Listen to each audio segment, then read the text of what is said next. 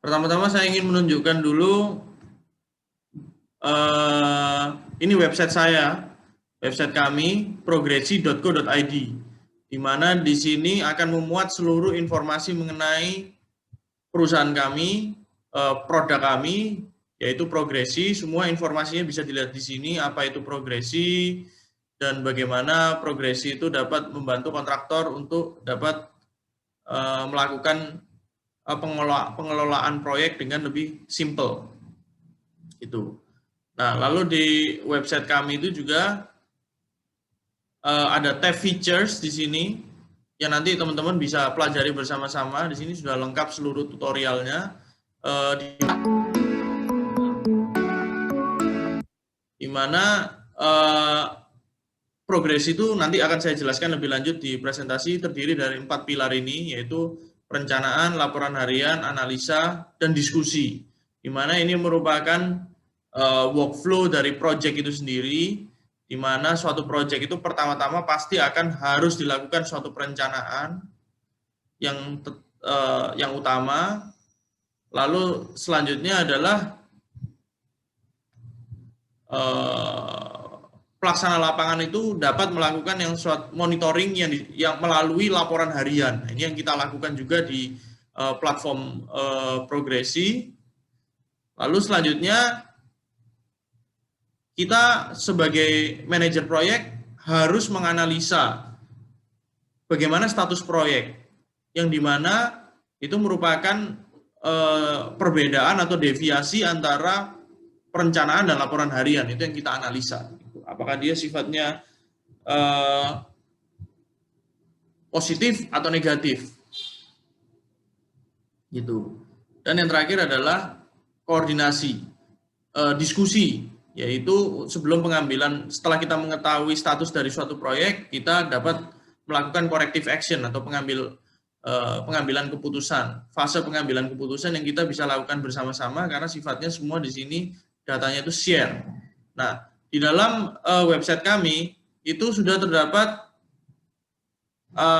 pilar-pilar ini, di mana kita bisa mempelajari bersama apa itu maksudnya untuk masing-masing seperti yang tadi saya sudah jelaskan, dan bagaimana cara memasukkan data dan pengolahan datanya itu semua sudah ada kita tuangkan pada YouTube channel kami, di mana semua tutorial itu sudah terpaparkan di situ secara detail untuk teman-teman nanti bisa lihat pada saat hendak memasukkan ke dalam platform kami.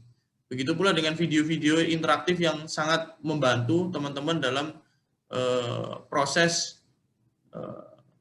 pembelajaran penggunaan software ini. Nah, itu semua bisa dilihat di website kami. Baik, saya akan masuk ke dalam materi PowerPoint saya. Ini saya play. Baik.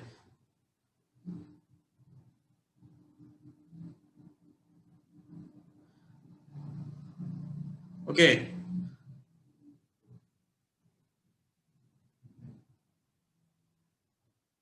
Saya minta tolong panitia nanti kalau misalnya ada teman-teman yang mau masuk, ini saya supaya bisa fokus sama presentasi, nanti tolong di tekan tombol admit-nya ya, atau paling tidak jangan keluar di layar saya supaya saya juga nggak terdistract gitu ya.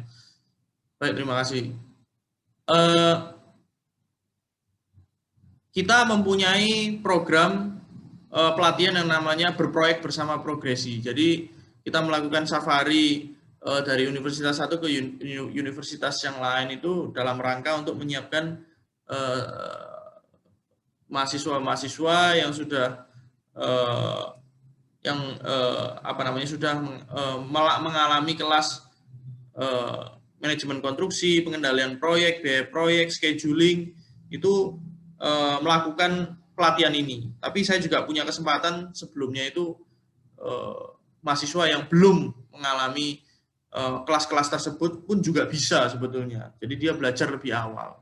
Nah, kita mempunyai program yang namanya berproyek bersama Progresi ini, kita lakukan kepada universitas untuk mempersiapkan teman-teman mahasiswa itu supaya nanti kalau pada saat lulus bukan hanya mempunyai sertifikat, tapi mempunyai kemampuan cara berpikir yang sistematis bagaimana mengelola proyek secara rapi dan itu pasti dibutuhkan di industri, karena kita juga pergi ke industri, banyak perusahaan itu yang merasa kita membutuhkan platform ini, namun kita juga kekurangan sumber daya. Nah, teman-teman di universitas ini pasti nanti setelah melaksanakan pelatihan ini bisa mempunyai kemampuan yang lebih handal dalam pengelolaan proyek dengan menggunakan suatu platform teknologi, itu tidak menggunakan manual. Baik.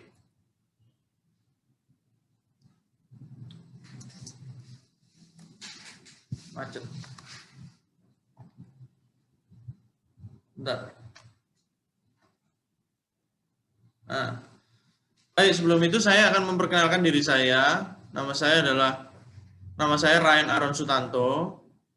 Saya menyelesaikan pendidikan saya di Universitas Kristen Petra, itu S1 saya dengan spesialisasi di manajemen konstruksi dari Fakultas Teknik Sipil dan Perencanaan. Lalu setelah itu saya berkesempatan juga untuk menyelesaikan pendidikan master saya di Oregon State University dengan spesialisasi di Construction Engineering Management. Saya juga memulai karir saya sebagai seorang profesional, sebagai seorang project engineer pada salah satu perusahaan swasta yang mempunyai spesialisasi di civil structure dan steel structure untuk bangunan komersial dan industrial. Lalu saya pada saat saya di US juga, di Amerika, saya berkesempatan untuk menjadi senior BIM engineer atau Building Informational Modeling Engineer di salah satu perusahaan teknologi konstruksi di Amerika yang mengerjakan commercial building, salah satunya adalah Apple Campus di Cupertino. Nah, saya menspesialisasikan di BIM khusus untuk building automation system dari bangunan tersebut. Lalu saya juga pernah berkesempatan untuk bekerja di public sector, menjadi staf khusus infrastruktur Gubernur DKI Jakarta, yang tugasnya itu kurang lebih membantu mengawasi pembangunan Provinsi DKI, mulai dari perencanaannya, pelelangannya, pembangunan, operation maintenance dari fasilitas untuk masyarakat di DKI Jakarta.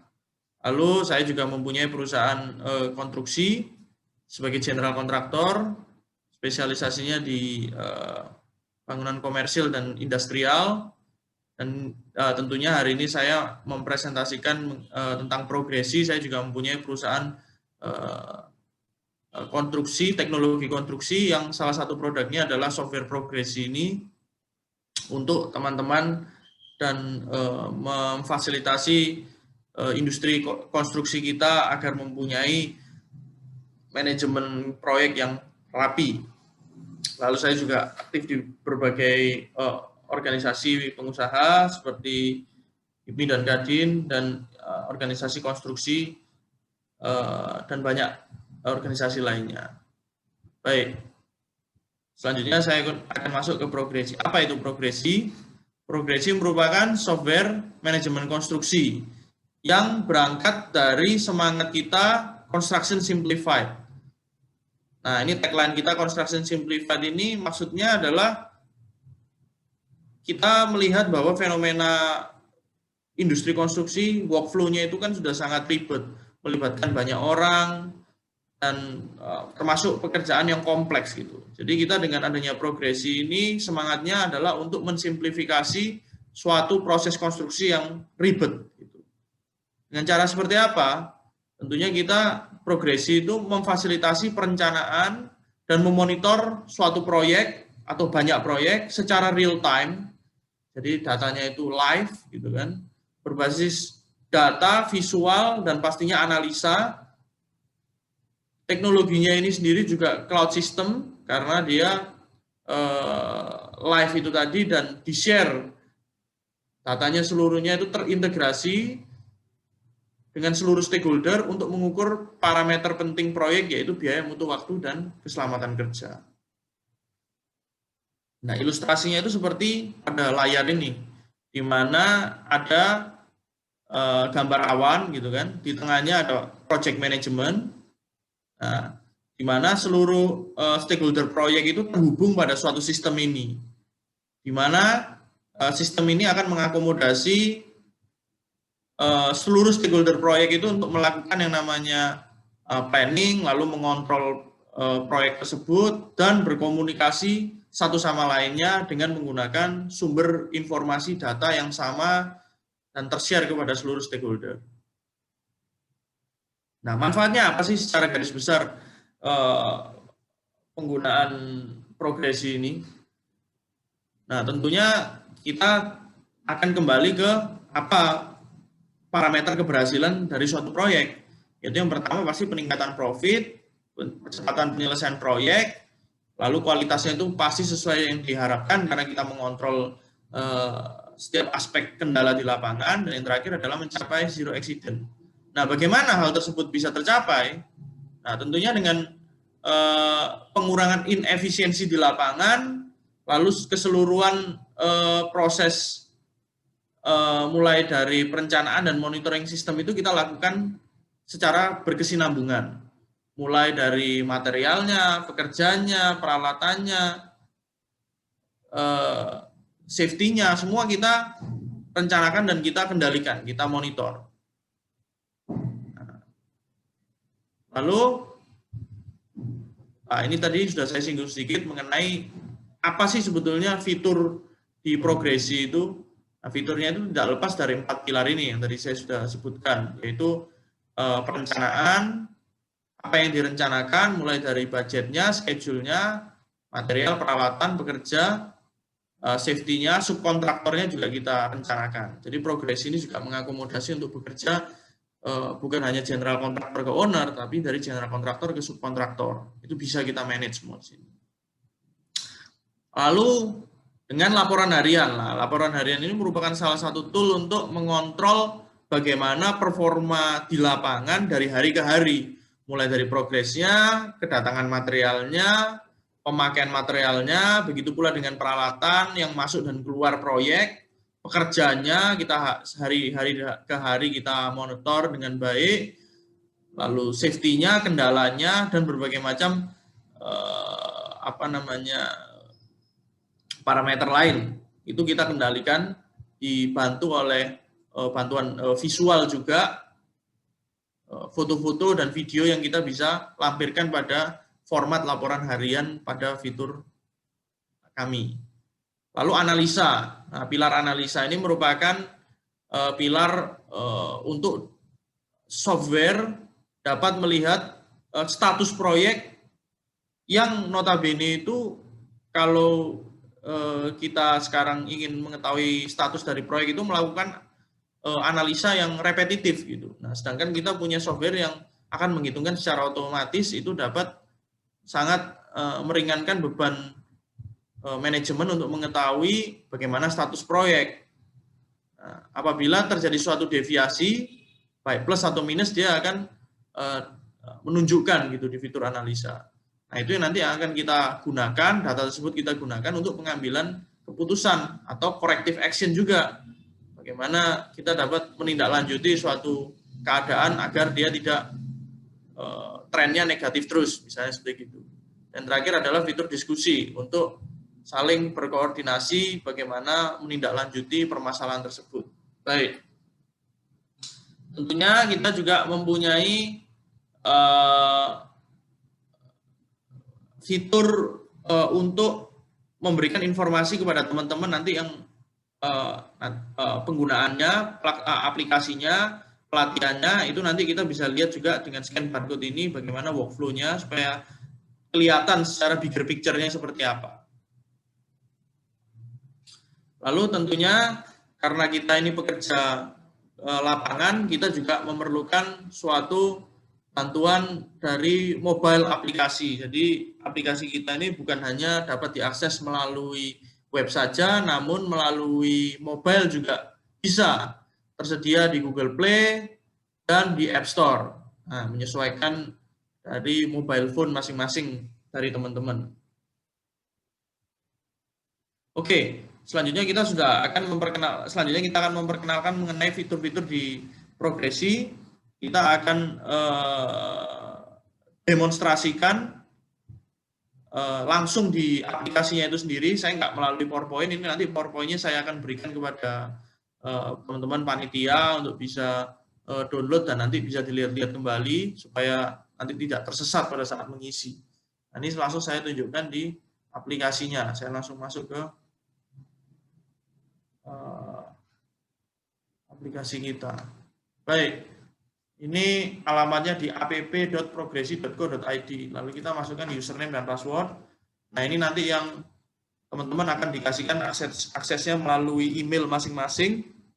Itu setelah melampirkan kepada panitia, Mas Gio, nomor telepon dan email untuk nanti kita bisa kirimkan kembali akses username dan passwordnya ke email masing-masing, karena ini sifatnya pasti dijaga masing-masing peserta, rahasia kan gitu. Oke, saya masuk ya.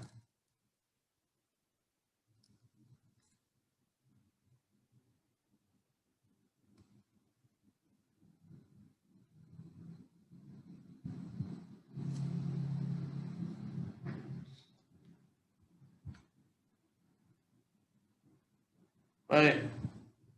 Ini saya mencontohkan suatu proyek yang kecil dan sederhana, nilainya nggak besar, yang dikerjakan selama 1 minggu, ini progresnya sudah 97%. Nah, ini masih ada yang 5%, masih ada 25%, ini cuma contoh saja supaya memberikan teman-teman gambaran kira-kira seperti apa ya. Jadi, kita nanti pada saat simulasi pelatihan, nanti ini akan ada perannya masing-masing gitu kan. Nanti ada tim dari tim planner, lalu ada tim perencana, lalu ada tim project admin. Project admin ini nanti sebagai pelaksana di lapangan, itu yang akan mengisi laporan harian. Lalu ada juga tim owner, itu nanti yang akan menganalisa proyek, melihat bagaimana status proyek. Lalu ada satu lagi tim subkontraktor.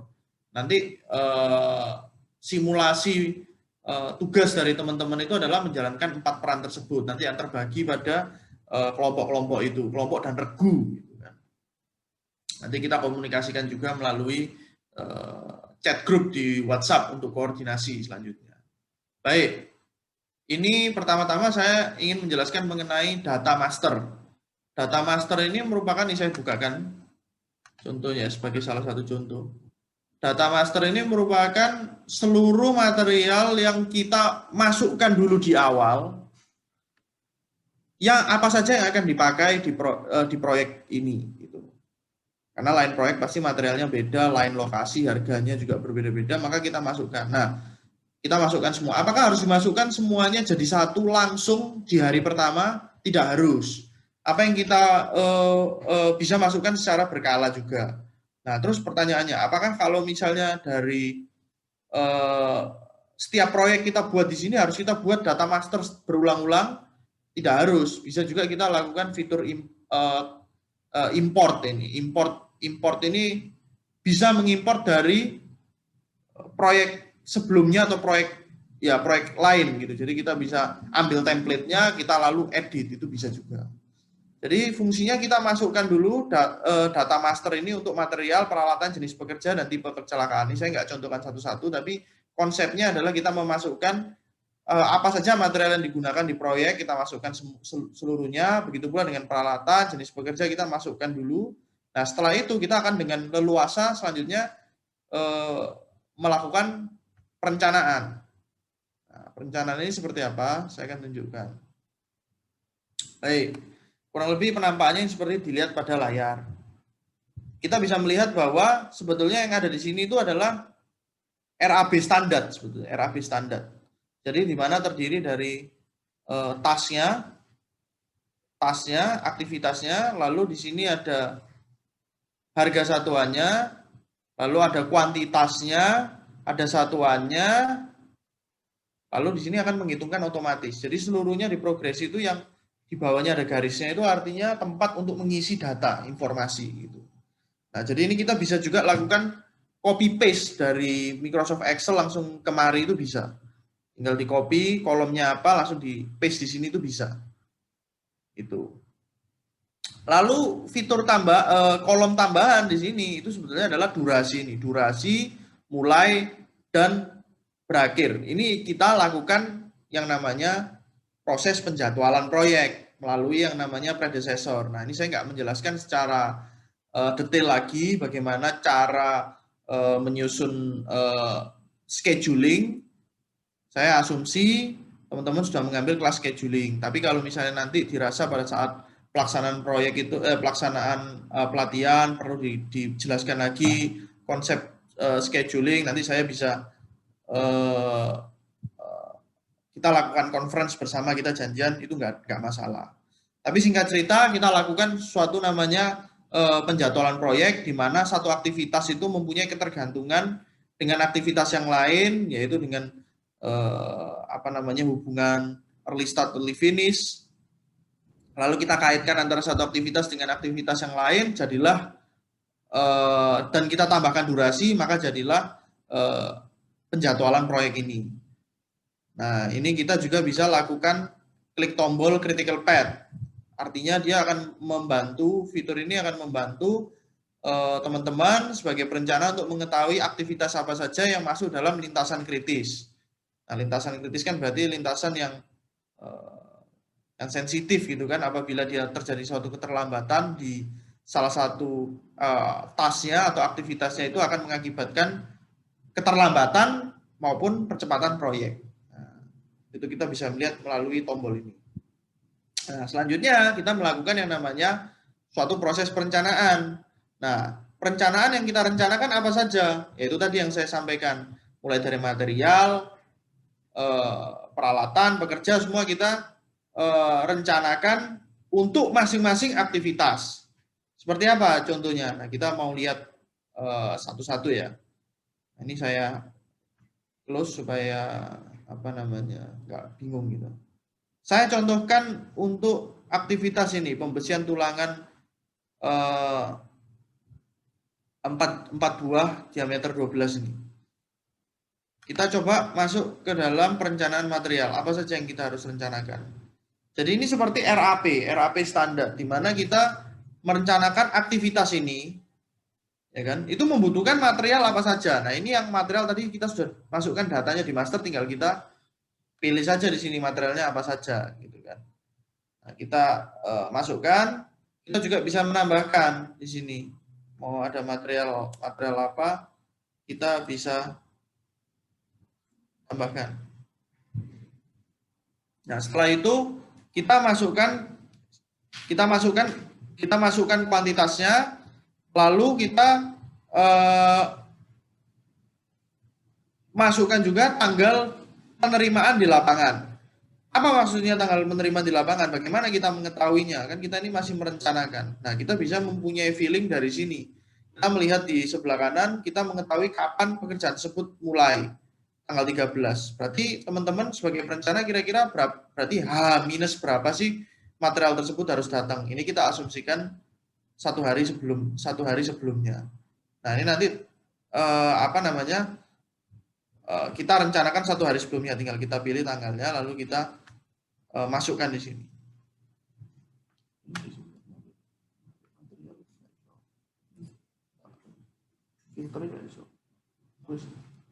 Baik. Lalu kita bisa berikan keterangan yang lain apabila kita mau. Nah, di sini nih nanti teman-teman pada saat melaksanakan pemasukan material itu semua datanya kita sudah punya di sini. Jadi seluruh data perencanaan itu mulai dari material, peralatan, semua kita sudah siapkan. Nanti teman-teman tinggal masukkan saja ke dalam sistem, bisa copy paste tapi paling enggak teman-teman sudah menjalani proses ini sehingga teman-teman nanti punya feeling gitu loh. Pada saat memasukkan ini, oh saya melaksanakan perencanaan material gitu. Nah, ini dari mana kita dapat kuantitas ini? Itu dari RAP, rencana anggaran proyek. Nanti teman-teman mungkin di kelas juga mendapatkan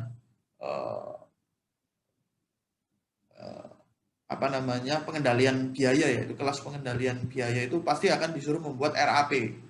Nah, itu adalah turunannya dari ini yang akan nanti menjadi berapa sih budget berapa sih budget material untuk setiap aktivitas. Nah, itu kita masukkan di sini, kita rencanakan di sini. Baik, selanjutnya saya akan masuk ke peralatan. Peralatan kurang lebih juga prinsipnya sama seperti material, di mana kita memasukkan apa sih peralatan yang kita harus masukkan untuk menunjang aktivitas ini, lalu kuantitinya berapa, mob demob ini kan mobilisasi dimobilisasi. Kapan peralatan tersebut didatangkan di proyek, kapan peralatan tersebut dikeluarkan dari proyek. Kenapa kok bisa seperti ini? Ya bisa tidak menutup kemungkinan bahwa peralatan itu bisa sewa gitu kan. Kalau sewa itu kan berarti ada cost sensitif di situ. Artinya kalau kita tidak memasukkan tepat waktu, nanti pekerjaan kita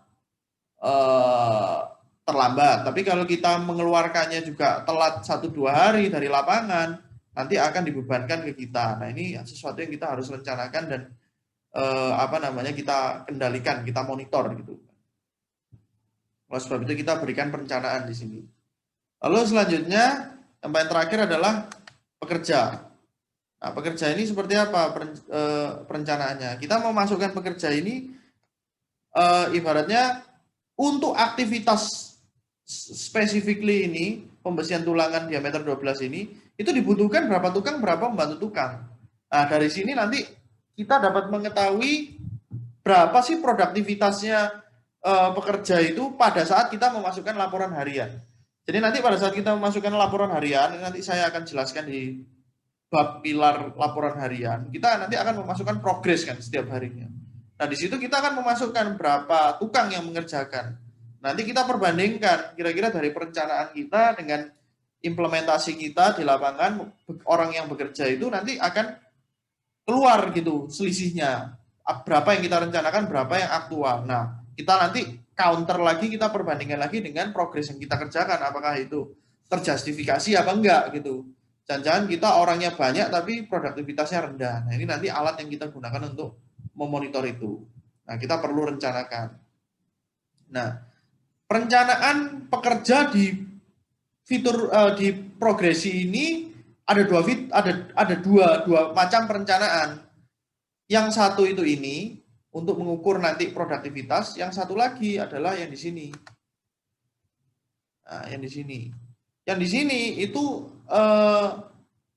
seperti apa sih bedanya? Ini saya tunjukkan. Nah, pada saat tadi kita sudah memasukkan perencanaan untuk masing-masing aktivitas di sini, maka dia akan keluar rekapnya nanti di sini. Jadi ini hitungannya per hari. Jadi per hari dia akan keluar di sini nanti berapa tukang, berapa pembantu tukang. Karena kita sudah merencanakan schedule-nya dan sudah merencanakan jumlah orang untuk tiap aktivitas, maka dia akan keluar di sini.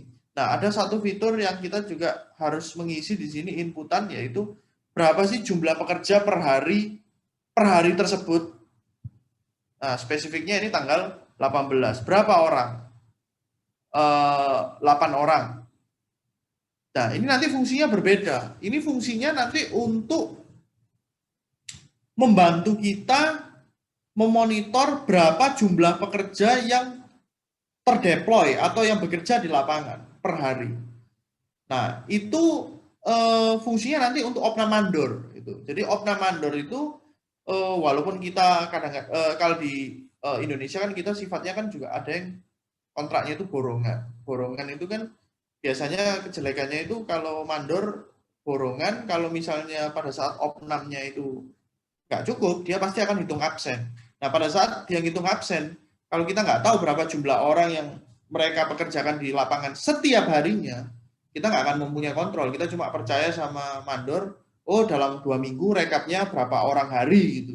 Nah, dengan adanya kita mencatat setiap hari di sini, kita mempunyai perencanaan kira-kira setiap harinya itu dalam suatu periode, misalnya kita mengerjakan pekerjaan galian tanah atau pekerjaan pondasi itu membutuhkan berapa orang. Nah, itu yang kita rencanakan dan masukkan per harinya itu berapa gitu. Nah, itu nanti untuk membantu yang tadi saya sampaikan opnam mandor itu.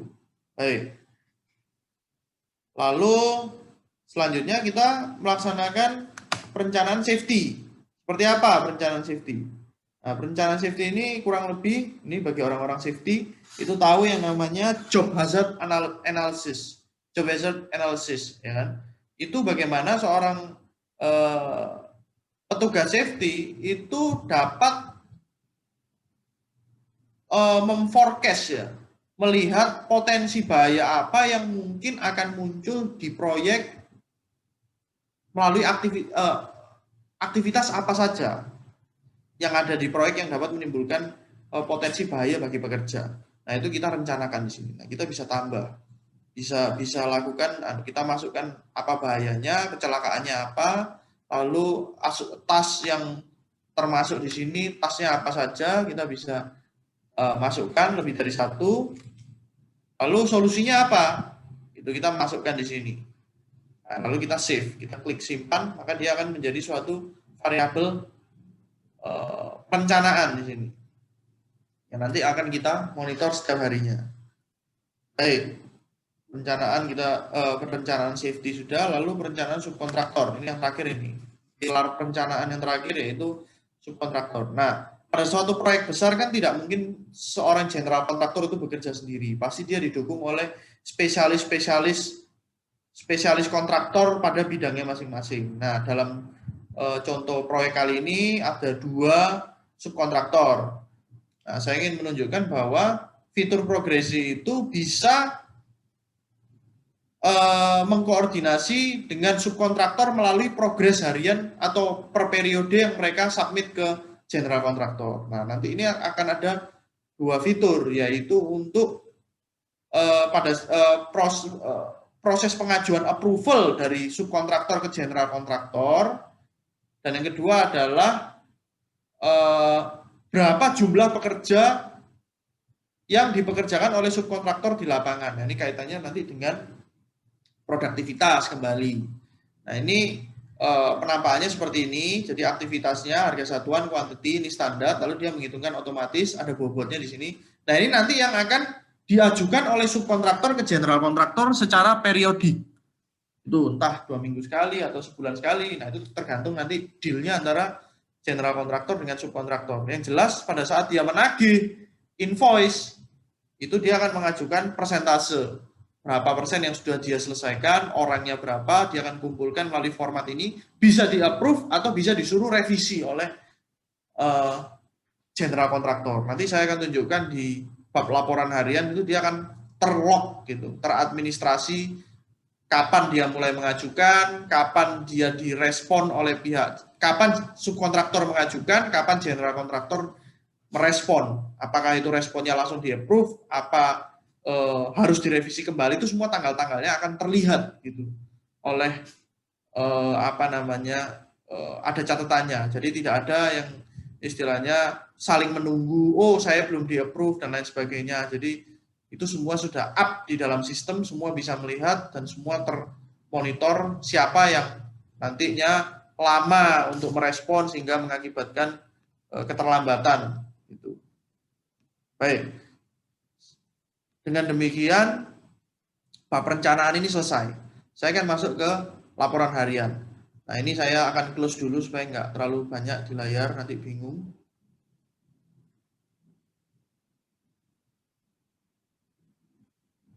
Baik, ini saya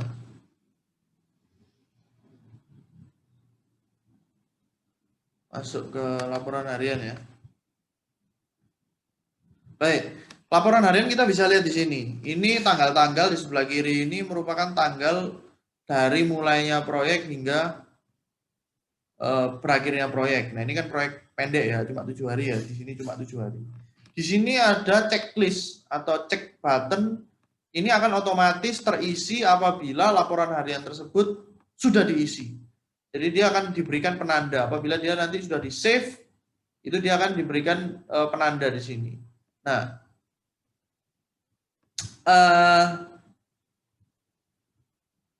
kita lihat laporan harian yang belum terisi. Seperti apa? Nah, itu tadi saya sampaikan bahwa itu checklist itu ada penanda itu nanti kalau misalnya dia belum ditandai, artinya personel di lapangan kita pasti belum mengisi laporan harian kan. Sedangkan kita sebagai pemimpin dari perusahaan konstruksi itu pasti pengen tahu gitu bagaimana laporan di lapangan. Nah itu kalau belum tercentang, belum terisi, itu nanti akan ada notifikasinya di hari berikutnya. Nanti saya akan tunjukkan di bab notifikasi nanti. Itu menjadi sesuatu alarm yang kita nanti bisa lihat notifikasinya di smartphone kita. Baik. Ini laporan harian ini isinya apa saja sih?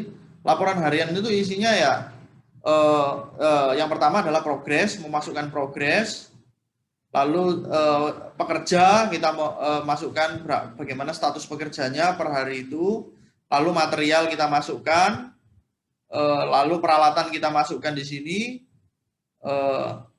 lalu kita masukkan cuacanya dan foto-foto yang menunjang data-data yang kita sudah masukkan di atas. Jadi oke, kita go over satu-satu ya. Kembali lagi pada saat kita memasukkan inputan di aplikasi progres itu pasti bawahnya ada garis birunya ini. Jadi kita mengetahui bahwa angka ini merupakan angka yang editable, kita bisa edit-edit. Jadi apa yang kita masukkan? Kita masukkan progres capaian hari ini untuk aktivitas pengecatan dinding contohnya. Nah, kita masukkan capaiannya itu tidak dalam rupa persentase, tapi kita langsung real memasukkan dalam rupa volume. Mengapa hal tersebut kita lakukan? Ya karena ini kecenderungan di lapangan ya. Mereka bilang kita sudah menyelesaikan 15%, 20%. Jadi kita nggak mempunyai, kita sebagai dari pihak manajemen atau owner itu juga nggak mempunyai gambaran 15% itu wujudnya seperti apa. Gitu. Dan itu nanti pasti nggak akurat gitu kan. Karena persen berapa persen itu kan sebelumnya fundamentalnya itu kan sebetulnya dari nilai uang gitu atau nilai volume gitu kan. Nah itu kalau misalnya cuma rupanya persentase, nanti yang masukkan juga nggak akurat dan kita sebagai di pihak manajemen pemimpin dari proyek perusahaan konstruksi dan owner itu tidak mempunyai gambaran gitu kan. Jadi ini pelaksana lapangan itu harus opnam dulu, ibaratnya volumenya itu berapa, realnya berapa, dia masukkan di sini dalam rupa 100 meter persegi, 20 meter persegi. Nah, bagaimana personel di lapangan itu bisa mempunyai feeling bahwa itu ya, satu dia harus melakukan yang namanya opnam, berapa panjangnya, berapa lebarnya, dia punya hitungan volumenya. Nah, pada saat dia memasukkan di sini, dia akan terbantu oleh 3-4 kolom di sampingnya ini. Karena dia mengetahui pada saat dia masukkan, apakah dia itu di atas atau di bawah target hariannya misalnya. Jadi dia punya feeling untuk pada saat memasukkan itu dia nggak ngawur gitu kan. Nah target harian ini dapatnya dari mana? Target harian kan ya berarti cuma tinggal volume total dibagi durasi berapa hari yang kita rencanakan ya. Tiap hari rata-rata dia harus menyelesaikan sekian. Nah sekarang capaian realnya di lapangan berapa? Apakah di atas target harian atau di bawah target harian? Dia pada saat dia memasukkan dia harus punya feeling itu. Nah, kalau capaian hingga hari ini dan target kumulatif, ini lebih ke apabila pekerjaannya itu lebih dari 1 hari, misalnya pekerjaannya 1 bulan gitu kan. Nah, ini kan akan terakumulasi setiap harinya. Itu aja sih. Nah, kalau target total ini target global supaya kita mengetahui bahwa oh kita ini seberapa jauh gitu dari progres kita ini seberapa jauh dari target total, sedangkan durasi kita berapa hari. Jadi seluruh 1, 2, 3, 4, 6 kolom ini saling berkesinambungan. Ditambah lagi oleh informasi berapa tukang, berapa pembantu tukang yang kita masukkan. Nah ini nanti yang akan menjadi tolak ukur apakah pekerja kita di lapangan itu kurang apa kelebihan dari progres yang kita hasilkan setiap harinya. Gitu.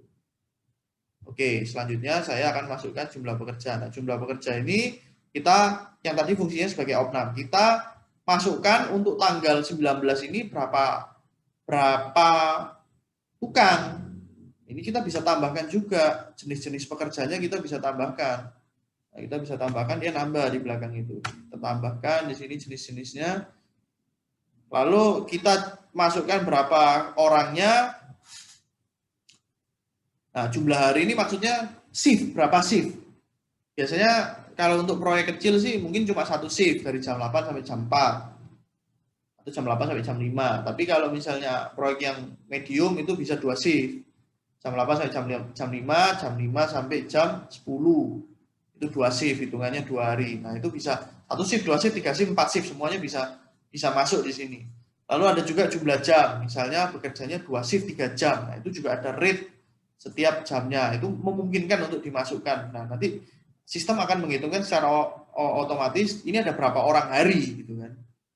Nah, jumlah total rupiahnya juga akan terhitung otomatis. Kita bisa masukkan di sini. Lalu pemakaian material. Nah, pemakaian material ini sebetulnya adalah self explanatory ya. Jadi ya material yang kita gunakan itu apa saja, untuk aktivitas apa, kuantitinya berapa. Nah, kita terbantu oleh kolom ini, penggunaan maksimal dan sisa. Penggunaan maksimal ini adalah kuota material maksimal yang bisa digunakan untuk aktivitas tersebut. Dari mana dapatnya? Ya tadi yang di perencanaan itu kita masukkan RAP. Jadi kita sudah tahu untuk setiap aktivitas itu maksimalnya itu sekian volumenya. Kalau misalnya dia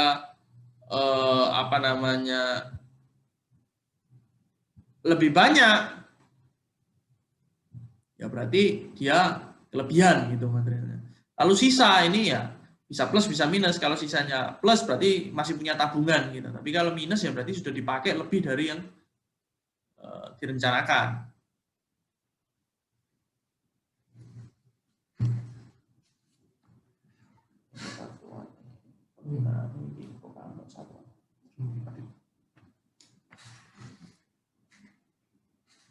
Lalu penerimaan material. Penerimaan material ini kurang lebih sama seperti pemakaian material ya. Ini jumlahnya berapa yang sudah diterima pada hari ini. Materialnya apa saja, untuk apa, itu kita punya kita input di sini berapa kuantitinya. Lalu selanjutnya adalah peralatan. Nah, peralatan ini sama juga. Kita masukkan peralatannya apa saja, untuk pekerjaan apa saja, lalu kita centang, kita masukkan di sini. Jumlahnya berapa. Begitu pula juga dengan dimobilisasi.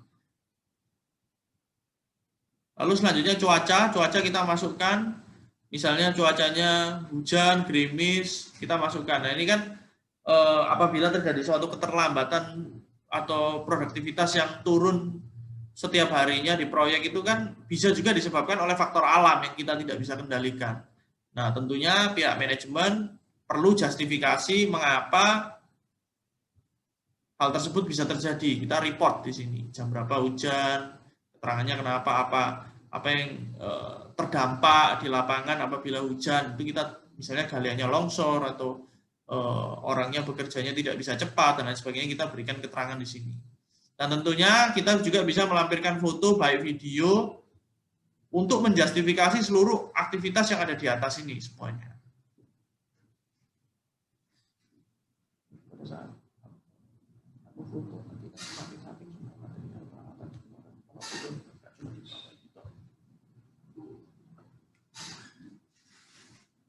Baik, dengan demikian laporan harian ini sudah selesai. Nanti saya tunjukkan yang seperti apa sih yang sudah terisi. Yang sudah terisi ya, kalau yang sudah di-save itu bentuknya seperti begini. Sama, cuma dia tidak ada garis birunya itu. Dia semua sudah terisi.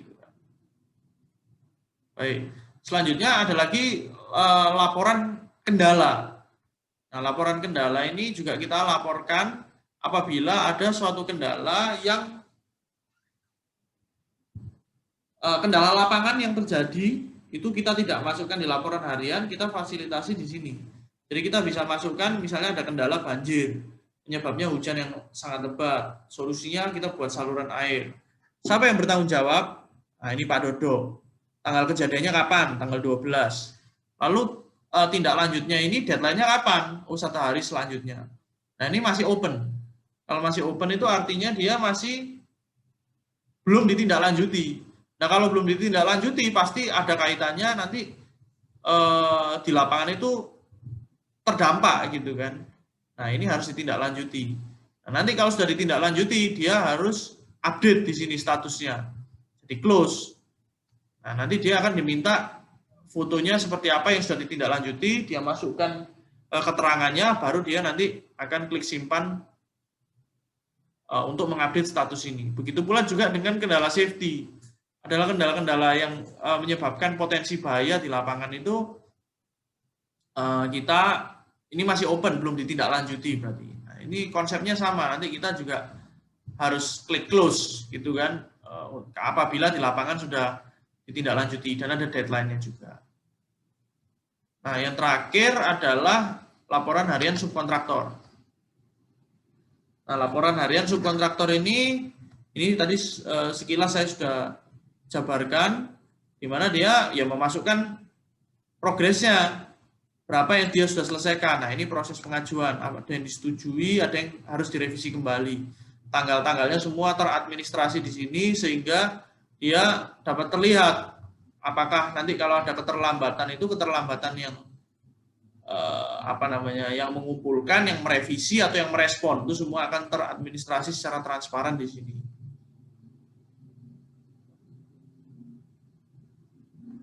Baik, kurang lebih demikian. Dengan demikian kita sudah menyelesaikan pilar laporan harian. Sekarang kita mau masuk ke fitur analisa. Baik, ini supaya nggak bingung, saya close.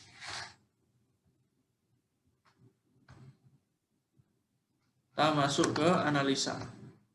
Nah, analisa ini kembali saya ingatkan adalah mengenai bagaimana proyek itu setelah kita rencanakan dan kita monitor secara berkala setiap hari, kita ingin mengetahui bagaimana status dari proyek tersebut. Apakah dia masih terkontrol apa tidak. Nah, ini kita lihat statusnya di halaman ini. Nah, ini yang kita sudah bagi tadi dari peran masing-masing, ada project planner, project admin, subkontraktor, dan stakeholder lainnya. Stakeholder lain ini kan bisa owner, bisa pihak arsitek, MK, konsultan struktur, dan lain sebagainya. Itu semua bisa dimasukkan ke dalam sistem ini. Nah, ini contohnya kita bisa klik, lalu kita bisa kirim WA atau email langsung bisa di sini. Kita bisa langsung hubungi. Nah, setelah itu, apa yang kita analisa? Nah, ini kalau bagi teman-teman yang sudah menjalani proyek, kelas proyek manajemen, itu pasti tahu yang namanya analisa earn value money. Di mana earn value money ini membandingkan 3 kurva ini, kurva perencanaan, lalu kurva pelaksanaan, lalu kurva cost. Ini kita perbandingkan sehingga dia akan melahirkan suatu status proyek. Seperti apa? Seperti ini. Nah, ini saya nggak menjelaskan lebih detail earn value money, nanti kita kalau ada yang mau ada pertanyaan nanti kita bisa tanyakan di forum yang terpisah, tapi yang jelas rumusnya semua ada di sini, mengapa angka-angka tersebut bisa keluar di sini itu disebabkan karena rumus-rumus ini. Tapi teman-teman cuma perlu memperhatikan dari 2 kolom di sebelah kanan ini, yaitu SV yaitu schedule varian dan CV ini cost varian.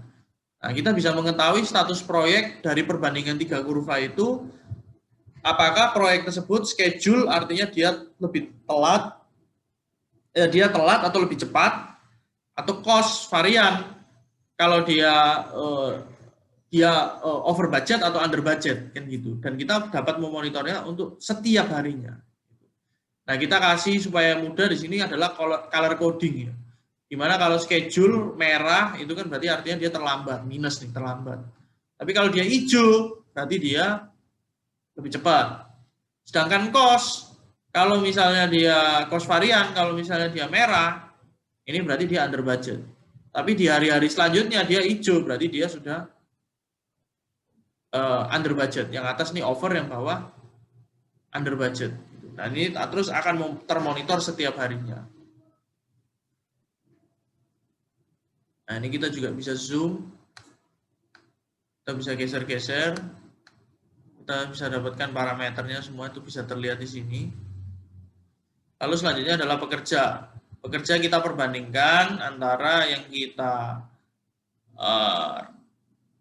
rencanakan dan yang aktualnya seperti apa, kita perbandingkan di sini.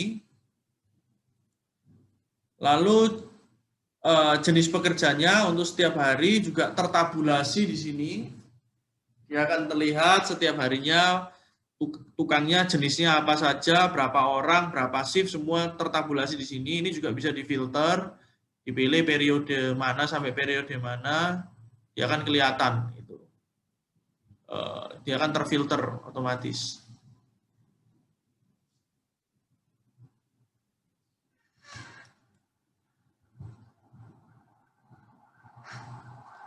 Lalu selanjutnya adalah subkontraktor.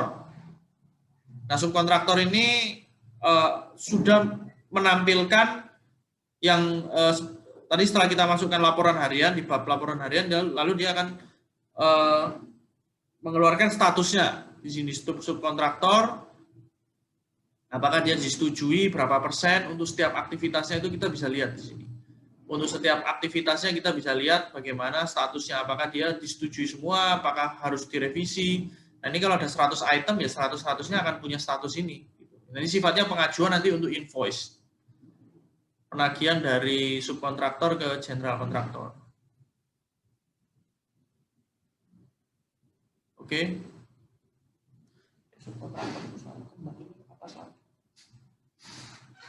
Selanjutnya adalah material ya. Material ini kita bisa lihat bahwa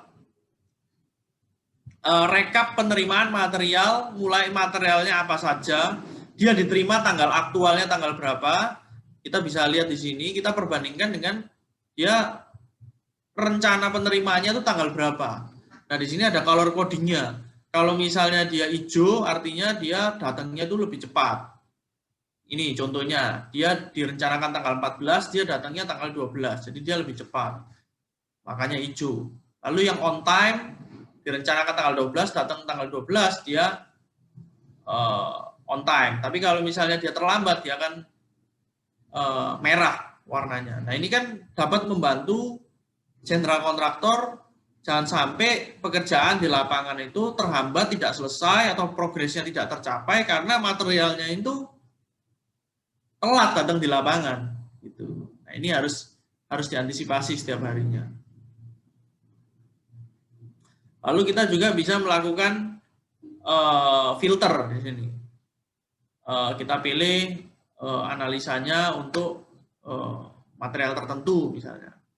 Lalu kita juga mempunyai gambaran global, bigger picture-nya, rekapnya, penerimaan material itu, materialnya apa saja, jumlah yang direncanakan kuantitasnya berapa, yang sudah diterima di lapangan berapa, apakah dia di bawah atau dia di atas. Ya, kalau ini artinya dia sudah datang di lapangan itu lebih banyak daripada yang direncanakan. Nah, ini kan pertanda ini tidak bisa diambil kesimpulan sih sebetulnya kalau penerimaan material ini. Apakah lebih banyak itu artinya dia bagus atau jelek? Karena bisa saja pekerjaan itu belum selesai. Kita mendatangkan material lebih banyak untuk mengantisipasi aktivitas selanjutnya. Nah, ini mungkin ada pertimbangan cost efisiensi di transport dan lain sebagainya, itu memungkinkan. Jadi ini tidak bisa disimpulkan apakah bagus atau jelek dari material yang datang di lapangan itu sudah lebih banyak atau lebih sedikit. Sedangkan kalau pemakaian material ini mungkin bisa diambil kesimpulan. Nah, oke, kita lihat di kolom sebelah kiri ini materialnya apa saja, sama kurang lebih konsepnya seperti penerimaan material. Lalu tanggal pemakainya tanggal berapa, tapi yang dikontrol di sini adalah perbandingan antara jumlah yang sudah dipakai dengan kuota maksimal untuk aktivitas tersebut. Materialnya ini sudah dipakai lebih banyak atau lebih sedikit. Kalau misalnya dia dipakai lebih sedikit, berarti dia plus, masih punya tabungan. Sedangkan kalau misalnya dia itu dipakainya sudah lebih banyak, berarti dia minus. Nah, ini dia sudah memakai lebih, itu bisa disimpulkan bahwa dia terjadi ketekoran atau dipakai over materialnya untuk aktivitas tersebut. Nah, itu kita monitor untuk setiap item materialnya, kita juga bisa filter periodenya, lalu kita filter per materialnya. Misalnya kita mau menganalisa bata merah, ya, dia kan analisanya mengenai bata merah saja, itu supaya nggak bingung gitu. Begitu pula dengan bigger picture-nya di sini, kita perbandingkan antara dari seluruh material yang ada, kita perbandingkan berapa yang sudah dipakai, berapa penggunaan maksimalnya, dia masih punya sisa atau sudah habis, sudah terpakai lebih banyak. Nah, itu kita bisa punya gambaran di sini. Nah, peralatan ini kurang lebih sama, supaya saya nggak menjelaskan berulang.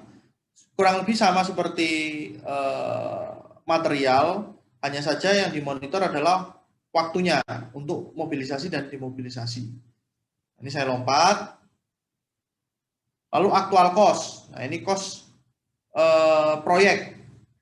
Itu ada debit, ada kredit. Kalau debit itu kan berarti pengeluarannya proyek, dia akan nah ini saya pilih tanggalnya.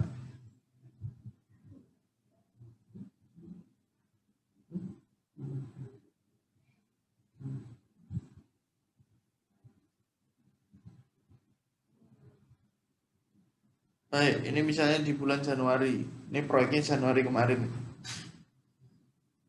Nah, kita bisa melihat berapa pengeluaran proyek yang teradministrasi di sini, lalu apabila ada pembayaran dari owner itu akan terkreditkan di sini, sehingga kita tahu berapa saldonya. Kita juga bisa pilih sorting nanti periodenya. Kita juga bisa search itemnya menggunakan fitur-fitur di sini. Selanjutnya adalah kendala. Nah, kendala ini tadi sudah kita jelaskan ya. Apakah statusnya masih open atau close, kita bisa lihat di sini. Begitu pula dengan safety. Apakah dia sudah ditindaklanjuti atau belum. Lalu yang terakhir adalah cuaca. Cuaca ini kita bisa lihat bagaimana dalam satu bulan hujannya berapa kali, berapa hari, lalu jam berapa saja. Kita bisa lihat detailnya di sini.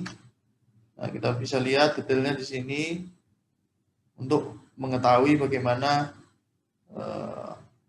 misalnya kita bekerja di musim hujan, pengaruhnya seperti apa. Nah, ini semua data di progresi itu bisa diekstrak Excel. Jadi semua itu bisa diambil Excel. Nah, ini bisa diambil Excel. Baik perencanaan, laporan harian, semua bisa diambil Excel. Jadi copy dari Excel kemari itu ke progresi bisa, dari progresi diekstrak Excel juga bisa. Fungsinya untuk apa? Ya kalau misalnya teman-teman membutuhkan datanya, mau menganalisa tambahan dengan menggunakan Excel dengan data yang tersedia di progresi, itu dimungkinkan. Oke. Lalu yang paling terakhir, berarti kita sudah selesai nih bab analisa. Yang terakhir kita masuk ke bab diskusi. Sebelum kita buka sesi tanya jawab ya, kita masuk ke diskusi. Diskusi ini cepat sih. Sebetulnya kita tadi setelah melakukan suatu analisa, kita mengetahui status proyek. Nah, di sini dia akan memberikan reminder bagi kita pengguna ini apakah laporan harian tersebut sudah diinputkan atau belum. Dia akan memberikan reminder. Lalu pada saat pekerjaan ini terlambat, dia akan memberikan reminder. Lalu pada saat material itu menipis atau belum didatangkan, dia akan memberikan reminder. Peralatan belum didatangkan atau belum dikeluarkan, dia akan memberikan pengingat. Pekerja apakah dia under atau over? Karena kalau terlalu sedikit kan juga akhirnya progresnya nggak selesai. Tapi kalau terlalu banyak, nanti kita bisa bengkak di pekerjanya. Nah, itu nanti dia akan bisa memberikan reminder juga. Kendala juga dia akan memberikan reminder. Nah, ini semua nanti akan keluar di mobile phone kita gitu. Kalau kita aktifasi notifikasinya, dia akan keluar. Dan yang terakhir adalah diskusi. Diskusi ini nanti akan saya jelaskan di sini. Diskusi ada pembicaraan satu pihak dengan yang lain, dia akan keluar di sini. Semua jadi tahu. Oke, kita masuk yang terakhir adalah bab diskusi. Nah, bab diskusi ini, nah ini sama, sistemnya open close. Seluruh diskusi yang ada di proyek itu sekarang kita fasilitasi dengan menggunakan fitur diskusi ini. Biasa kan kalau yang sudah terjadi praktek di lapangan itu kita menggunakan chat group atau menggunakan pertanyaan-pertanyaan itu di grup WA misalnya seperti gitu. Itu negatifnya adalah karena memang grup WA itu memang tidak spesifik untuk proyek ya, karena memang untuk pembicaraan secara umum. Namun dimanfaatkan untuk komunikasi proyek, itu kejelekannya adalah informasi itu karena stakeholder di proyek itu banyak dalam satu grup, dia berbicara ada hal yang penting yang mau disampaikan, hanya karena melalui grup WA akhirnya banyak informasi yang hilang gitu dan terlewatkan karena sudah saling tumpuk-tumpukan, saling menjawab. Sedangkan kalau kita di sini kita juga bisa saling jawab melalui conversation di platform ini, tapi semua terdokumentasi. Masalahnya apa, lalu terjadi komunikasi di sini, dia bisa saling membalas di sini, tanggal berapa, oleh siapa, semua teradministrasi. Jadi kalau masalah di sini statusnya masih open, belum close, ya berarti masih belum ditindaklanjuti. Gitu kan. Tapi kalau sudah close, berarti masalah tersebut sudah selesai. Nah itu dari fitur diskusi. Lalu apakah penggunaan progresi ini, misalnya planner, itu harus cuma satu akses saja? Tidak. Jadi kita bisa mempunyai multi akses untuk peran yang berbeda-beda. Planner ini bisa lebih dari satu. Admin, project admin yang mengisi laporan harian juga bisa lebih dari satu. Dan kita juga bahkan bisa bagi-bagi berdasarkan dia mau ngisi apa. Karena realitanya di lapangan itu kan yang bagian supervisor sendiri, yang bagian pelaksana lapangan, bagian gudang logistik sendiri, lalu bagian absen pekerja sendiri. Nah, kita bisa bagi-bagi untuk akses yang berbeda-beda. Baik, sekarang saya masuk kembali ke presentasi ya. Di mana nanti teman-teman akan melaksanakan pelatihan ya. Itu menyesuaikan dengan tanggal yang sudah kita set di sini. Ini nggak kaku sih, tapi kita coba untuk buat suatu perencanaan. Di mana teman-teman nanti hari ini kita lakukan webinar, lalu besok tim planner sudah memasukkan data perencanaan. Dari mana ini yang tadi saya sudah siapkan. Nanti saya akan berikan panitia untuk bisa didistribusikan. Nanti sudah mulai bisa diisi ke platform progresi supaya bisa simulasi. Lalu setelah planner ini memasukkan perencanaannya, nanti 7 hari selanjutnya itu dari tim laporan harian atau project admin, dia akan memasukkan laporan harian setiap harinya. Lalu ada pertanyaan, kira-kira kalau nggak dimasukkan setiap hari, dimasukkannya langsung tiap 3 hari sekali bisa apa enggak? Boleh, bisa juga, itu bisa. Jadi ada fleksibilitas untuk melakukan hal tersebut. Tapi memasukkannya harus tanggalnya berurutan, gitu. Karena memang realitanya di lapangan, kalau kita kerja proyek kan harus memasukkan setiap hari. Gitu. Lalu setelah itu, perencana sudah memasukkan, lalu project admin sudah memasukkan, lalu owner sudah bisa menganalisa proyek. Nah ini dari tanggal 27 sampai 29. Nah outputnya nanti teman-teman akan mengisi ini. Kita punya Word ini, nanti teman-teman mengisi. Nanti dari project planner akan memasukkan bagiannya. Ini evaluasi ya untuk kita, dimasukkan aja. Apabila ada kritik dan saran dimasukkan di sini sebaik-baiknya, nggak apa-apa, untuk koreksi bagi kita. Lalu project admin akan memasukkan di sini, begitu pula dengan owner akan memasukkan di Microsoft Word ini, questionnaire ini, lalu tim subkontraktor juga memasukkan di sini. Gambarnya juga ada, bisa dilihat nanti seperti apa project pos satpam ini. Ya kan, ini kan kita simulasi. Oke.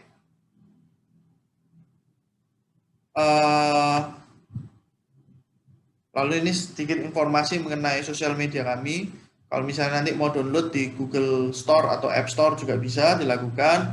Nanti teman-teman yang mau mendukung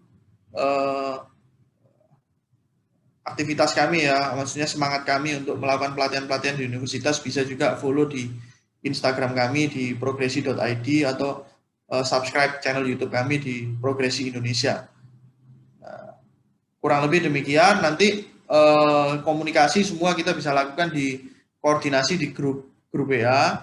Nanti teman-teman setelah acara webinar ini harapannya sudah bisa mengumpulkan kepada panitia, Mas Giovanni, daftar nanti email dan nomor telepon. Nanti kita akan bagi berapa kelompok, lalu ada regunya masing-masing, regu project planner, project admin, itu kita bagi-bagi.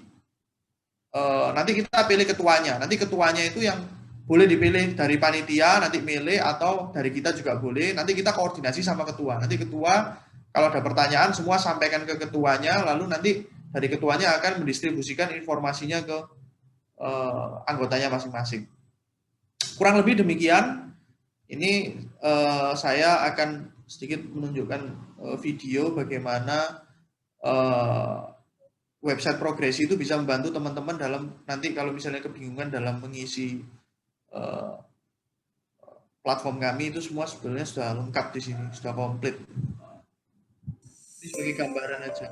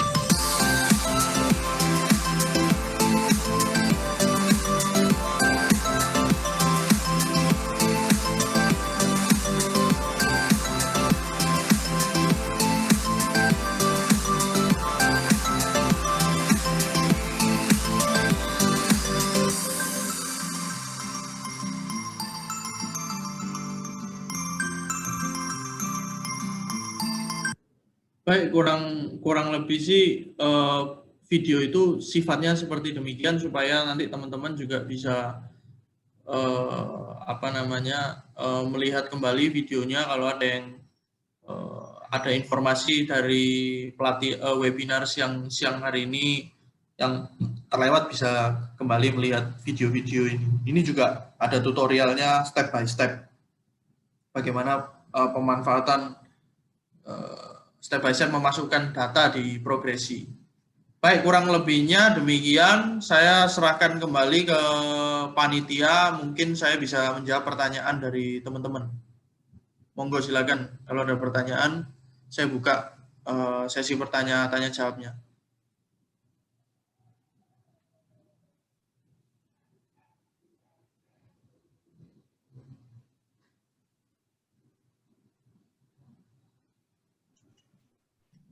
Dipersilakan Mas Mbak, teman-teman kalau ada yang ingin bertanya ke Pak Ryan.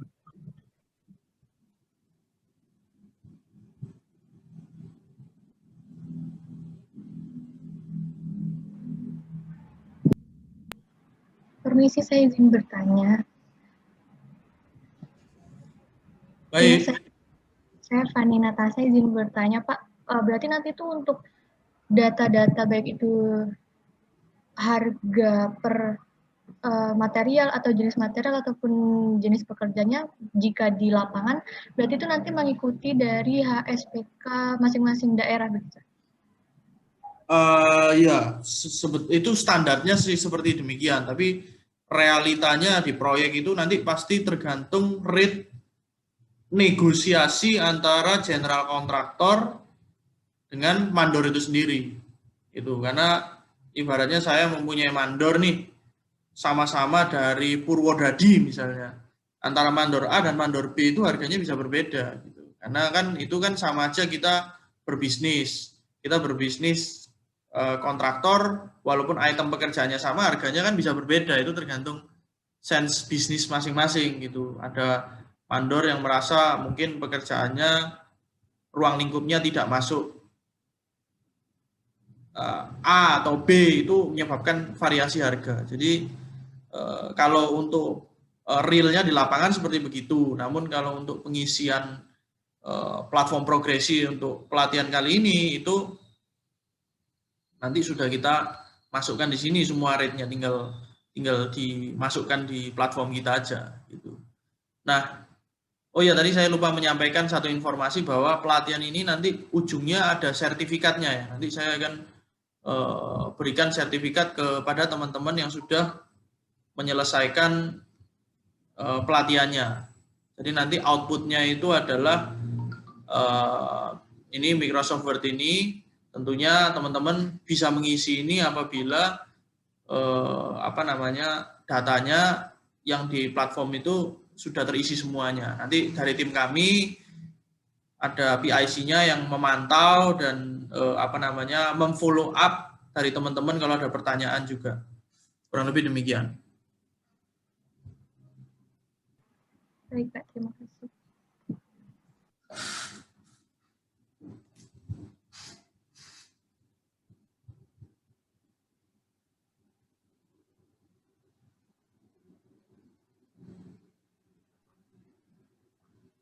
Kira-kira teman-teman ada yang lain pertanyaannya? Ya. Permisi, saya mau bertanya. Siapa ini namanya? Ya, saya David. Saya ingin bertanya. Ya. Untuk input harga di perencanaan itu nanti berarti itu bagaimana kalau ada suatu saat material kita belum beli misalkan, terus habis itu ternyata harganya naik atau bagaimana, itu nanti bagaimana ya? Nggak apa-apa. Nanti kita masternya kita bisa ganti harganya. Master materialnya kita bisa ganti harganya. Kita bisa ganti atau kita bisa tambahkan juga. Jadi ini master material, misalnya paku, ini harganya 17.000. Besok harganya menjadi 19.000. Ya nggak apa-apa. Ini bisa diedit. Apalagi belum dibeli kan, kita bisa edit di sini. Itu. Kemudian kalau misalkan tadi ada contohnya pengecatan, misalkan pada hari ini perencanaannya dibutuhkan berapa kaleng cat, kemudian setelah itu nanti ada sisa. Nah itu nanti berarti kita menghitung volume sisa catnya, misalkan sisa sepertiga atau berapanya, itu berarti kita harus masukkan detailnya atau bagaimana ya? Nah itu kan sudah sistem yang itu tadi manfaatnya. Kalau progresi sudah menghitungkan secara otomatis kan. Nih sisanya, ini kan sudah dihitungkan otomatis nih. Jadi berapa piece yang sudah dipakai, kuotanya berapa, ternyata yang dipakai 820, maksimalnya 805, berarti kan dia minus 15 piece. Tekor dia. Itu. Apakah menjawab atau ada lagi pertanyaan? Nggak apa-apa, ditanyakan kembali. Jadi misalkan seperti ini, kalau misalkan kita perencanaan, kita kalau di lapangan itu ada suatu misalkan perencanaannya 1 hari, misalkan pengecatan berapa meter persegi, misalkan. Nah, ternyata itu ada bagian-bagian tertentu yang ternyata membutuhkan cat yang lebih tebal, misalkan seperti itu. Jadi, nah itu bagaimana ya kalau misalkan ada kasus seperti itu? Jadi kan tidak bisa dipukul rata kebutuhannya itu, misal ada bagian tertentu yang ternyata butuh pengecatan yang lebih tebal, harus misalkan butuh 3 kali lapis pengecatan, misalkan seperti itu bagaimana nantinya kalau itu? Apakah bisa diedit atau bagaimana biar hasilnya lebih akurat? Ya, ya itu tadi pada saat kita langsung simulasikan ke pengisian material ya. Kan kita masuk ke laporan harian. Nah, jadi pada saat kita memasukkan volume lebih besar daripada yang kita rencanakan, ini nanti bisa lebih dari 100%. Ini bisa lebih dari 100% ini nanti.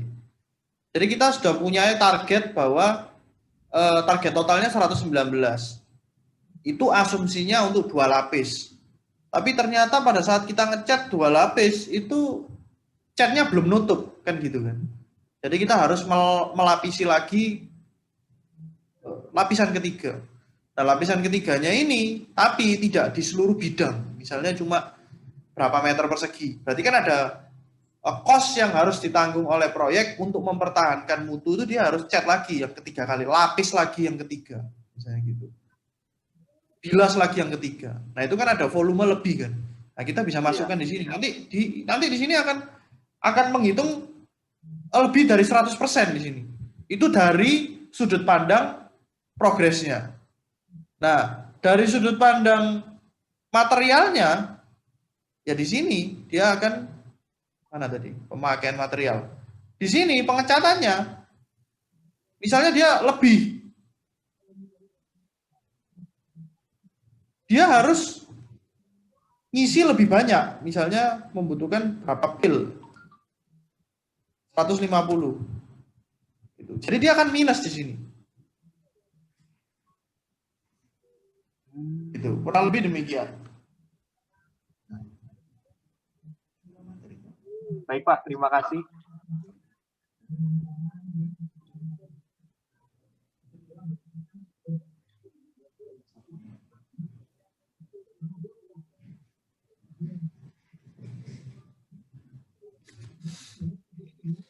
Kurang lebih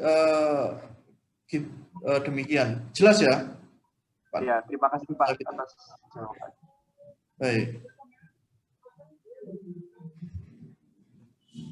Pak, saya izin bertanya, Pak. Baik. Dari siapa ini? Iya, nama saya Suryo, Pak. Suryo ya? Iya, Pak. Baik. Saya ingin menanyakan terkait ini, Pak. Terkait manajemen kecelakaan kerja ini di aplikasi Progresi ini, itu lebih ke preventifnya atau bagaimana ya, Pak, mekanismenya? Preventif dan monitoring. Jadi preventif itu kan tadi yang saya sudah jelaskan melalui perencanaan, di fitur perencanaan tadi. Nah, perencanaan. Ini preventifnya kan di sini. Job hazard analysis. Ini sifatnya preventif, mengantisipasi yang belum terjadi. Kita berikan alarm di sini. Nah, monitoringnya kita lakukan yang namanya pengisian laporan harian, yaitu yang di sini.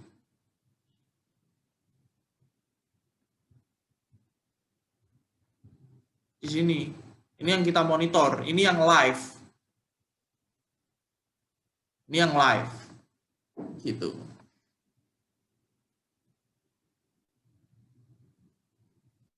Apakah dia sudah ditindaklanjuti atau belum? Gitu. Baik, Pak. Terima kasih.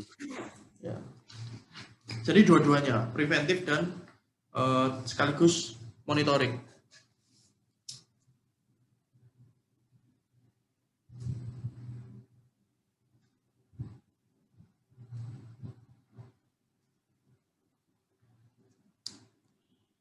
Ini saya juga sebenarnya nyatat ini. Ada apa namanya hal-hal yang pertanyaan-pertanyaan ini supaya bisa lebih jelas saya juga sambil catat juga.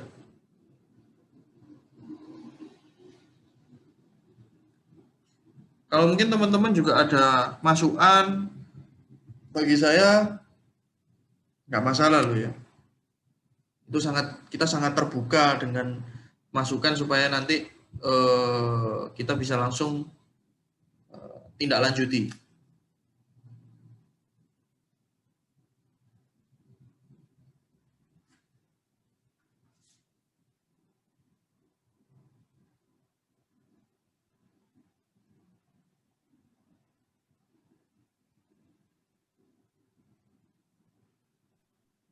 Ya Pak, mungkin saya izin bertanya Pak. Ya, dengan siapa ini? Kalau ya Pak, saya Giovanni Pak. Giovanni.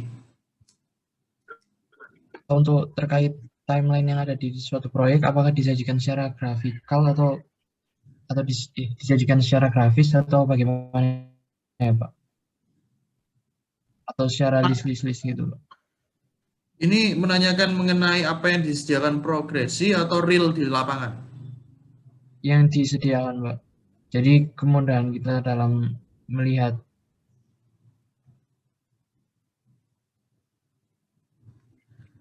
Bagaimana kita melihat timeline proyek gitu ya pertanyaannya. Ya Pak. Timeline proyek kan ada di bar chat ini. Ini timeline proyek ini. Aduh. Timeline proyek ini ada di bar chat ini. Ini sudah menunjukkan timelinenya. Nah untuk yang terbagi-bagi di ungu sama kuning itu bagaimana ya Pak? Beda pekerjaan, beda. Jadi gini, kan pekerjaan ini kita bisa lihat ya, yang ungu sama kuning. Pekerjaan satu, lalu ini parent, pekerjaan bongkaran. Lalu dia punya anak, 1.1, 1.2. Lalu dia masuk ke pekerjaan 2, pekerjaan tanah. Dia 2.1, 2.2, 2.3, 2.4. Jadi dia punya satu parent, dia punya anak. Nah, kita lihat yang warna kuning. Yang warna kuning ini pekerjaannya, dia ada pekerjaan 3, lalu ada 3.1. Ini kan anaknya kan. Lalu 3.2, dia punya anak lagi. 3.2.1, 3.2.2, 3.2.3. Jadi warnanya saya bedakan.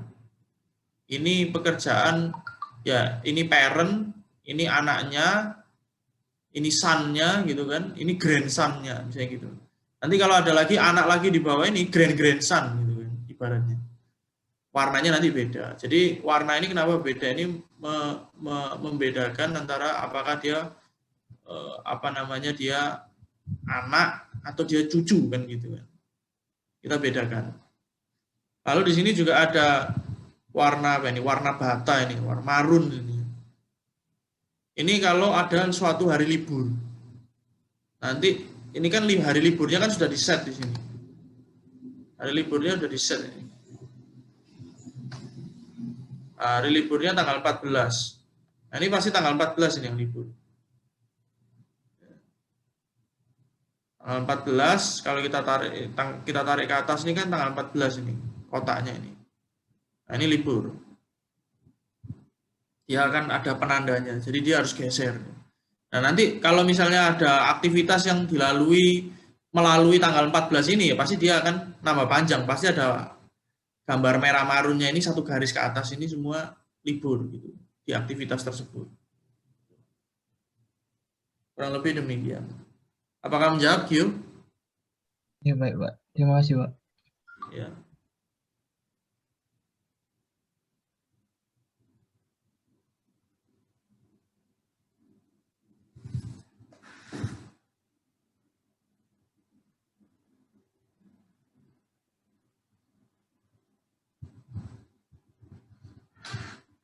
Teman-teman ada lagi yang ditanyakan mengenai tugasnya?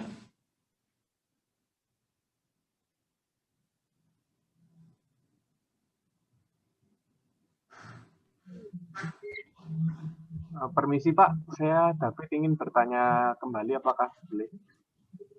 Boleh dong. Ya, jadi begini Pak, apakah di software progresi ini, apakah ada perhitungan pada saat tender seperti itu? Jadi kalau misalkan pada saat tender itu pertama, jadi harga yang bisa diajukan itu berapa, nanti bisa diinputkan ke sini, kemudian nanti bisa sekalian dihitung kalkulasi bagaimana nanti keuntungannya seperti itu. Pada saat tender, perhitungan mengenai Pengajuan harganya. ya harga-harga RAB-nya seperti itu kan pada awal kan pihak kontraktor kan mengajukan harga seperti itu. Jadi nanti ketika sudah proyek ini berjalan itu apakah bisa nanti dihitung kalkulasinya untuk perhitungan laba ruginya seperti itu juga atau? Nah, berarti arahnya, ini siapa ini yang nanya? Ini namanya siapa? Saya David. David.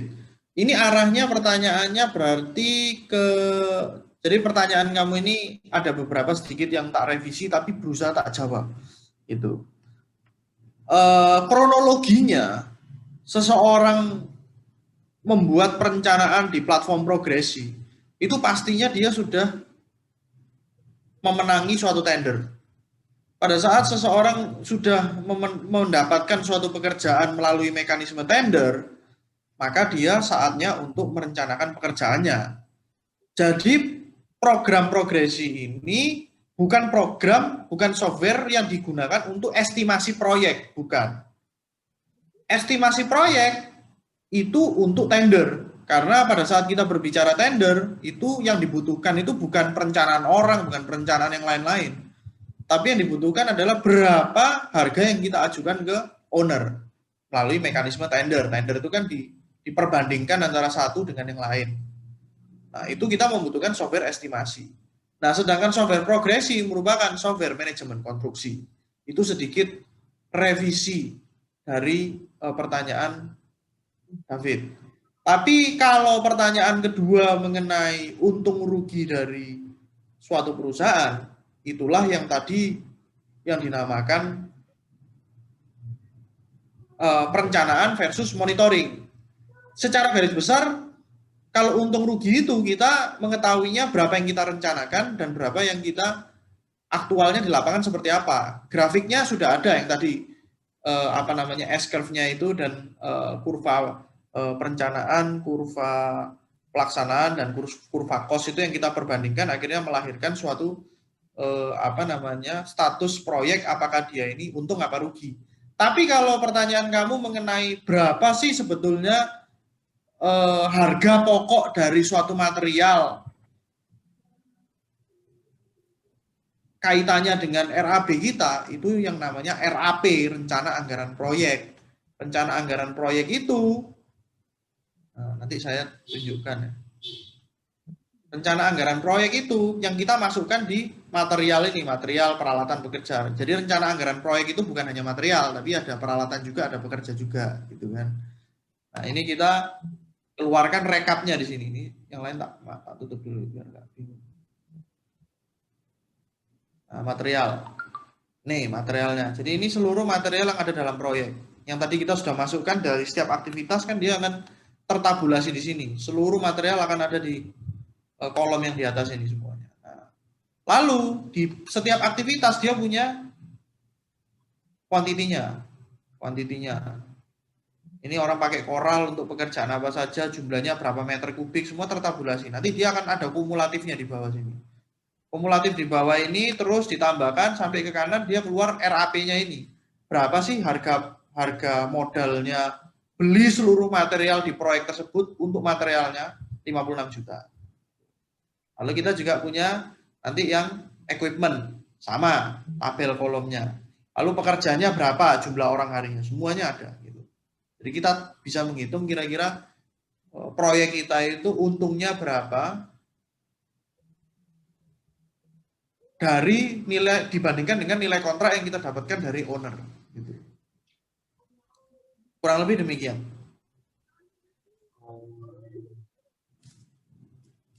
Ya, terima kasih Pak.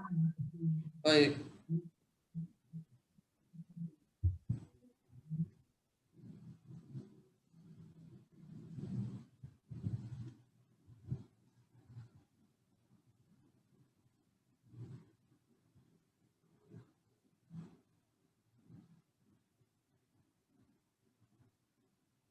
Ada lagi teman-teman. Ini teman-teman ini kalau boleh tahu semester berapa ya? Sudah pernah mengikuti kelas ini nggak? Manajemen konstruksi atau pengendalian proyek, biaya proyek sampai teman-teman semester berapa di sini? Banyak, Pak. Ada yang dari semester 2, semester 4, 6, sampai ada yang udah lulus juga kok, Pak. Bagus berarti. Jadi nanti saya nggak tahu nanti pembagiannya enaknya gimana. Apakah yang sudah lulus digabungkan sama yang semester 2 atau saya bagi secara urutannya. Saya nanti Gio bisa kasih saya masukan juga, tapi by default nanti ketuanya nanti lebih baik Gio rundingan sama, nanti saya bagi kelompoknya rundingan sama teman-teman sampai mau dijadiin ketua deh. Itu aja nanti. Nah, nanti yang pertama teman-teman langsung dari project owner itu memasukkan akses ke seluruh anggotanya dulu. Jadi yang paling pertama hal yang harus dilakukan adalah project owner nanti memasukkan memberikan akses kepada seluruh stakeholder proyek. Nah, setelah itu baru tugasnya terbagi. Dari project planner akan memasukkan masing-masing, lalu project admin akan memasukkan masing-masing. Nanti akan dituntun oleh tim saya untuk membantu memasukkan. Nanti kalau ada pertanyaan langsung aja, kan kita sudah punya grup chat juga. Nanti di dalam itu ketua-ketua nanti bisa saling berbagi informasi juga, menanyakan dan sharing ke anggotanya masing-masing. Kurang lebih demikian. Kalau misalnya ada pertanyaan juga di YouTube itu di channel kita Progresi Indonesia itu semua informasi mengenai pelatihan itu sudah saya lakukan di banyak universitas, itu ada anunya semua, ada rekamannya semua, juga bisa dilihat satu-satu.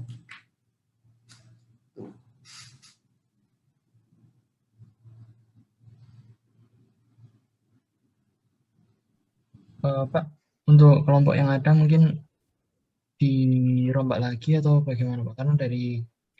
Karena kemarin sempat dari Pak Anel memberikan daftar kelompok ke saya, Pak. Apakah dirombak lagi apa tidak? Jujur aja saya masih belum lihat. Apa perlu dirombak apa enggak? Kalau nggak perlu ya kita jalan yang sudah dibagi. Tapi yang saya pastikan belum ada itu ketuanya dari masing-masing kelompok. Nah itu nanti ketuanya, yang maksud saya nanti Gio panitianya nanti milih, kan itu kan ketua dari masing-masing regu.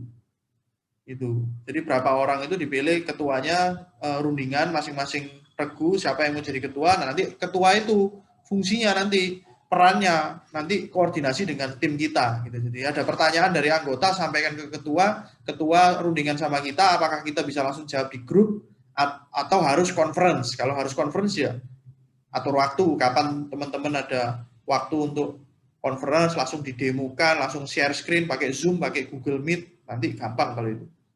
Yang jelas pasti nanti dari tim kita akan mensupport teman-teman. Nanti kita juga akan pantau hari ke hari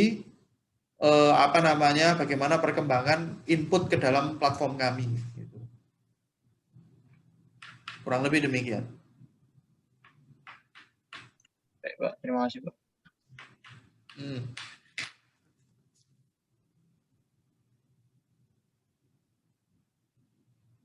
Teman-teman, ada lagi pertanyaan?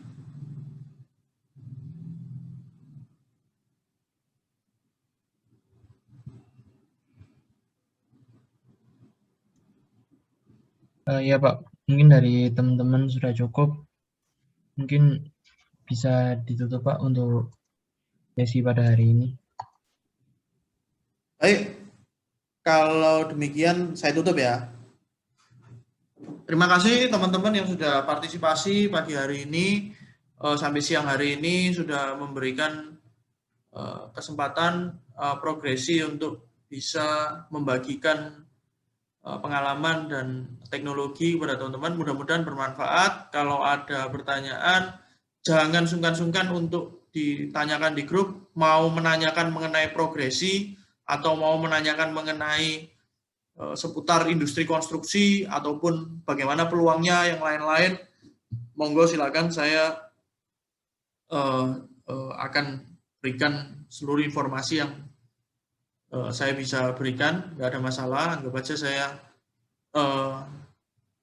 senior atau teman atau apapun itu, no problem, bisa disampaikan nanti di grup atau langsung japri saya, nggak ada masalah.